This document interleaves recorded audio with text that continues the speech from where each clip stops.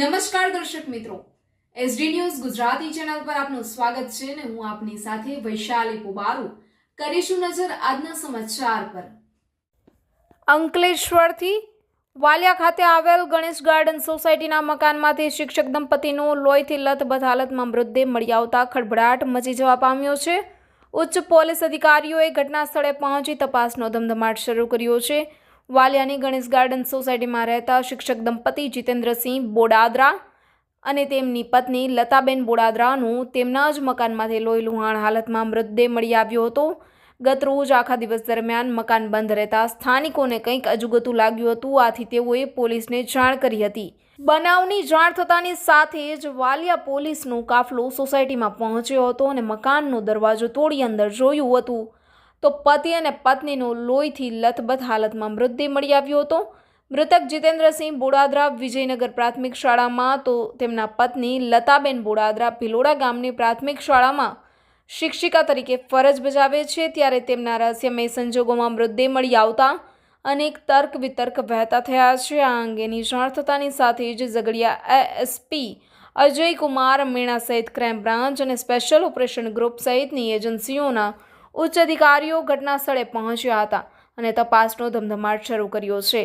પોલીસે બંનેના મૃતદેહને પોસ્ટમોર્ટમ અર્થે ખસેડી તપાસ શરૂ કરી છે। મૃતક પતિ પત્નીના શરીર પર તીક્ષ્ણ હથિયારના ઘા જોવા મળ્યા હતા, ત્યારે શિક્ષક દંપતીની હત્યા કરવામાં આવી છે કે તેઓએ આત્મહત્યા કરી છે તે દિશામાં પોલીસે તપાસનો ધમધમાટ શરૂ કર્યો છે। Reporter Jayesh Prajapati, SD news Gujarati, Ankleshwar.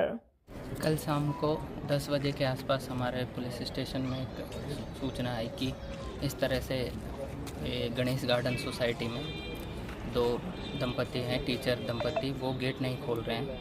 उनके जानकारों ने बताया कि बार बार उनके गेट पर बेल बजाते हुए उन्होंने जब गेट नहीं खोला तो उन्होंने पुलिस को सूचना दी। पुलिस मौके पर आई और यहाँ देखा कि कोई गेट वगैरह नहीं खोल रहा है, तो उस गेट को तोड़ के 10:30 बजे के आसपास खिड़की से झांक के और गेट को तोड़ के देखा तो वहाँ पे दोनों की मृत अवस्था में दोनों दंपति लोग मिले।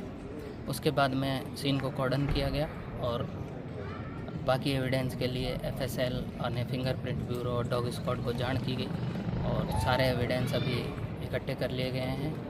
एफएसएल और फिंगरप्रिंट ब्यूरो ने बाकी एविडेंस लिए हैं और आगे की तपास और पूछताछ जारी। सर, फर्स्ट इंक्वायरी में क्या बाहर आया है और क्या हत्या की गई है किस तरीके से?